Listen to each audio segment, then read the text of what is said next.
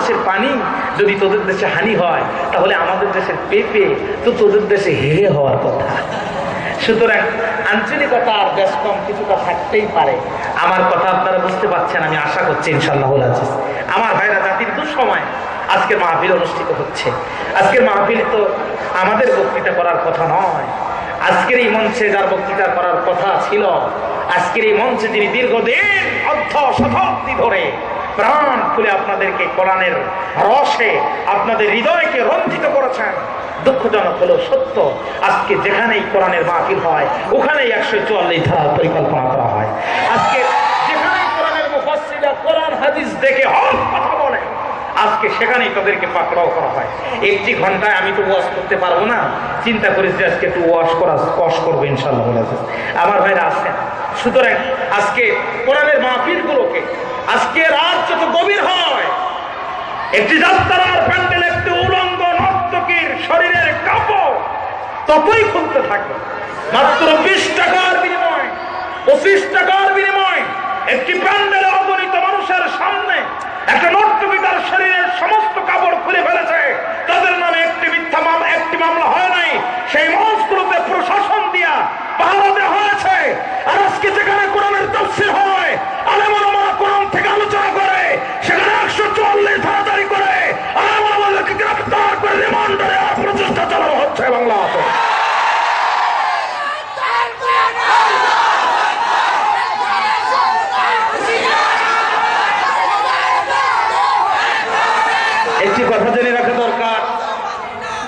একটি কথা জেনে রাখা দরকার, এদেশের 3.5 লক্ষ মসজিদের আযান শোনার মাধ্যমে এদেশের মুসলিম জনতা রাতের ঘুম ভাঙ্গে। 3.5 লক্ষ মসজিদের আযান শোনার মাধ্যমে এদেশের তৌহিদি জনতা রাতের ঘুম আসে। কোরআন হাদিসের সাথে এদেশের তৌহিদি জনতার কলিজার সম্পর্ক। বাংলার জমিনে তাফসীর মাহফিল 144 ধারা জারি করে আলেম ওলামাদেরকে নির্মমভাবে রিমান্ডে নিক্ষিপ্ত করে বাংলার জমিন থেকে কোরআন হাদিসের প্রভাব মুক্ত করা যাবে না। একটি কথা জেনে রাখা দরকার, আলেম ওলামা রক্ত দিতে জানে, মুসলমানরা শহীদ হতে জানে, কোরআন হাদিসের বিরোধী একটি এজেন্ডা বাংলার জমিনে বাস্তবায়ন করার সুযোগ দেওয়া হবে না ইনশাআল্লাহ।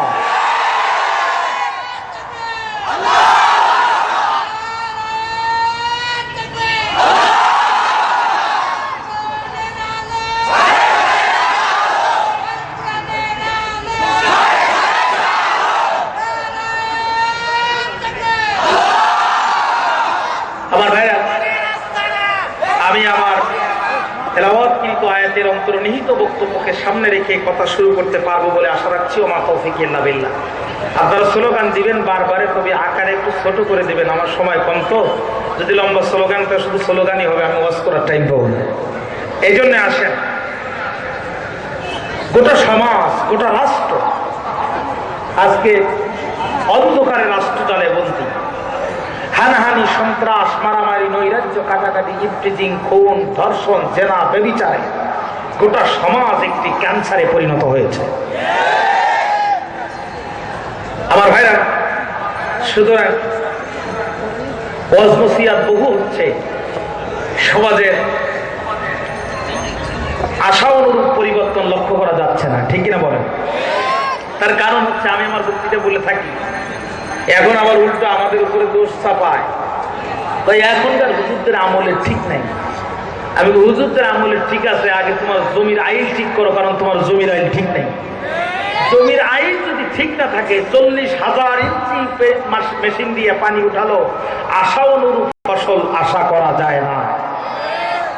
আজকে কোরআন হাদিসের ওয়াজ হচ্ছে বাংলাদেশে 13,500 পার নাইট, কিন্তু ইউনিয়ন পরিষদ থেকে শুরু করে পার্লামেন্ট পর্যন্ত কোরআন হাদিসের একটি আইন কোথাও প্রতিষ্ঠিত নাই, যার কারণে ওয়াজের দ্বারা আশা অনুরূপ ফসল আশা করা যাচ্ছে না, ঠিক কিনা বলেন? সুতরাং কোরআন হাদিসের দেয়াল দেয়া ছাড়া এ জাতিকে রক্ষা করা যাবে না। এই জাতিকে ক্যান্সার মুক্ত করতে হলে, এই জাতিকে মুক্তির মোহনায় দিয়ে যেতে হলে, শান্তিপূর্ণ জান্নাত ভিত্তিক একটি সমাজ ব্যবস্থা কায়েম করতে হবে। ওদের সমস্ত চক্রান্তকে উপেক্ষা করে আল্লাহর কোরআন দ্বারা রাষ্ট্র শাসন পরিচালনার ব্যবস্থা করার কোনো বিকল্প নাই। আমি মাঝে মাঝে বক্তৃতা বলি, একজনের বাড়ি আগুন ধরছে। কি ধরছে বলেন? লোকটি বলছে, প্রিয় ভাইরা, আমার বাড়িতে আগুনে পুড়ে যাবে আর তোমরা ঘরে বসে রবে, আর থাকলেও কি আল্লাহ সবে? সুতরাং যার যা আছে তাই নিয়ে গিয়েছো, এই মুহূর্তে আমার বাড়ির আগুন নিভাতে হবে। এখন এক বুড়ি মাথায় নিয়ে খড়ি হেঁটে হেঁটে যাচ্ছিল বাড়ি। এই আওয়াজ শোনার সাথে সাথে আর করলো না দেরি, মাথার এক বোঝা খড়ি আগুনের পরে ঢেলে দিল তাড়াতাড়ি। বলেন আগুন কি নিভবে? আমার ভাইরা এক নতুন শ্বশুর নতুন জামার জন্য কিছু ল্যাপটপ বাড়ি নিয়ে যাচ্ছিল। চিন্তা করলো, সাঁতার ল্যাপটপ আর জামাইরে দিয়ে কি হবে, আগে আমার মুসলিম ভাইয়ের বাড়ির আগুন নিভাতে হবে। ও কালো বিলম্ব না করে মাথা সেই ল্যাপটপ সব খড়ির পরে দিতে ঢেলে মনে হয় আগুন কিছুটা সহনীয় পর্যায়ে চলে আসছে। তাও নেবে নাই। এই পাবনার এক মুদি দোকানদার 2 কন্টেনার কেরোসিন শহর থেকে নিয়ে আসতেছিল। চিন্তা করলো, বুড়িটা খড়ি দিল, বেচারা তার জামার ল্যাপটপ দিল, আমার কেরোসিন দিতে সমস্যা কোথায়? ও সেই খড়ির উপরে ল্যাপটপের উপরে 2 কন্টেনার কেরোসিন আগুন নিভানোর জন্য সব ঢেলে দিল। আপনারা বলেন, মনে হয় আগুন পুরাপুরি নিভে গেল? আগুনের পরে খড়ি দিয়ে, ল্যাপটপ দিয়ে, কেরোসিন দিয়ে যেমন আগুন নিভে না, বরং আগুনের তীব্র লেলিহান শিখা আরো দাউ দাউ করে গোটা বাড়িটিকে চালিয়ে দেয়। অনুরূপ ভাবে কার্ল মার্কস, লেনিন, আব্রাহাম লিঙ্কনের মতবাদ দিয়া সমাজ রাষ্ট্রের অশান্তির আগুন নিভানো সম্ভব নয়, বরং দাউ দাউ করে জ্বালিয়ে গোটা বিশ্বটাকে একটা জ্বলন্ত জাহান্নামের কীটে পরিণত করছে। ঠিক কিনা বলে? এখন কথায় বলে, বুদ্ধি যদি নিতে চাও 3 মাথা আলা মুরব্বীর কাছে যাও। 3 মাথা আলা মুরব্বী চিনে? মানে পূজা হয়ে বসতে বসতে 2 হাঁটুর মালায় 2 মাথা, আর আগে ছিল 1 মাথা, প্লাস মাইনাস করে মোট 3 মাথা। 3 মাথা আলা মুরব্বীর কাছে দিয়ে বলছে, চাচা আমাদের তো বুদ্ধি কাঁচা। চাচা বলছে, কারণ কয় আগুন নিভানোর জন্য খড়ি দিলাম, ল্যাপটপ দিলাম, ইভেন 2 কন্টেনার কেরোসিনও দিলাম, তারপরও আগুন নিভলো না। চাচা কয়, আগুনের পরে খড়ি, ল্যাপটপ আর কেরোসিন দিয়ে আগুন নিভাতে চায় যারা, অরিজিনাল টাকু আমার কথা তারা। আগুন যদি নিভাতে চাও, ওই আগুনের পরে খড়ি নয়, পানি আর বালি মাটি ঢেলে দাও। বিশ্বাস করেন, সংসার থেকে পার্লামেন্ট পর্যন্ত গোটা সমাজে অশান্তির আগুন দাউ দাউ করে জ্বলছে। Karl Marx, Lenin, Abraham Lincoln, secularism, nationalism, কমিউনিজমের পানি দ্বারা কঠিন কালো এই আগুন নিভবে না, বড় অশান্তির আগুন আরো দাউ দাউ করে জ্বলবে। আগুন যদি নিভাতে হয়, আল্লাহ কুরআন নামক পানি, রাসূলের হাদিস নামক পানি সমাজ রাষ্ট্রের সব জায়গায় প্রতিষ্ঠিত করে তারা কোনো বিকল্প নাই। ঠিক কিনা বলেন? আসেন, যে আয়াতে কারিমা আমি আপনাদের সামনে তেলাওয়াত করেছি, সুতরাং একদিন ব্যাপী নয়, 2 দিন ব্যাপী নয়, কিয়ামত ব্যাপী ওয়াজ নসিহত করলেও এই জাতির কোনো উপকার হবে না। এই জাতির এখন ওয়াশ করা লাগবে। কি করা লাগবে বলেন? আরো যেরকম কি করা লাগবে?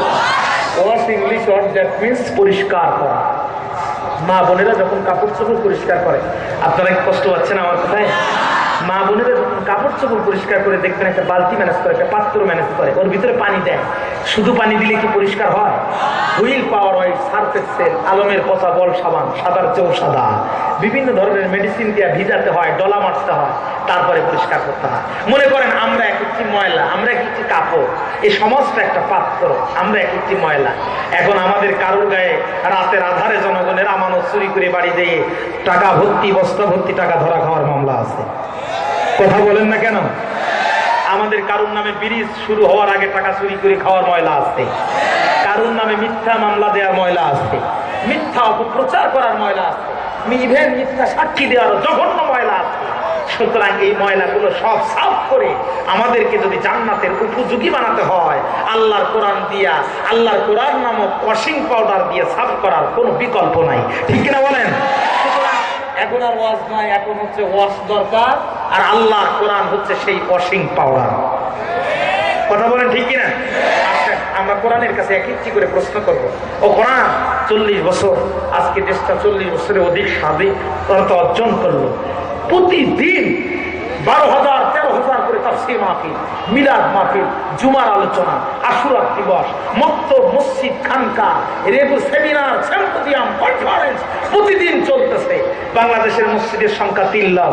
3 লক্ষ মসজিদে 3 লক্ষ ইমাম, 3 লক্ষ মুয়াজ্জিন, 3 লক্ষ খতিব নিয়মিত কোরআনের দার্স, কোরআনের তাফসীর দিচ্ছে। আলহামদুলিল্লাহ বাংলাদেশের পীর সাহেবের সংখ্যাও 4 লাখ পার হয়ে গেছে। 4 লাখ পীর সাহেবের মুরিদরা, 4 লাখ মুরিদদের পিছনেও মাশাআল্লাহ জশ্নে জুলুস, ইসালে সওয়াব, ইসালে আযাব, একবার কি জিকিরের মজলিস, হালকা জিকির, মাজারি জিকির, পুরাপুরি জিকির সবক দিয়েই চলছে। আপনারা বলেন মসজিদে জুতো চুরি কি বন্ধ হয়েছে? কথা কন না কেন? মসজিদ সাহেব কয় হাইয়া আলাস সালাহ, এক শ্রেণী মুসল্লিরা অ্যাঙ্গেলে টাকায় আর কয় কার পায়ে জুতার সাইজটা ভালো। কোরআনের কাছে বলে না কোরআন।